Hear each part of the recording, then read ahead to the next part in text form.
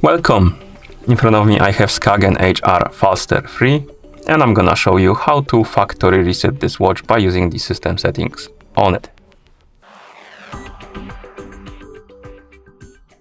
First thing we need to do is to wake up the screen on our watch, and you can do it by pressing the crown button.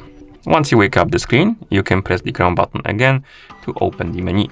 Now scroll through the menu and find the settings icon. Once you find the settings icon, tap on it to enter the settings.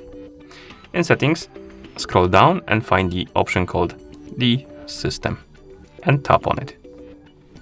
And here, scroll down and find the option called disconnect and reset. Tap on it.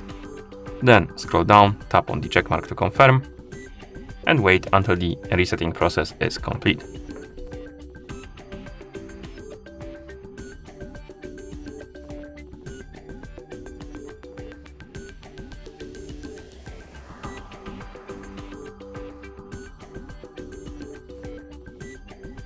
Okay, and once you see this message on the screen, it means that the factory reset is complete. Thank you for watching. If you found this video helpful, please consider subscribing to our channel and leaving a like on the video.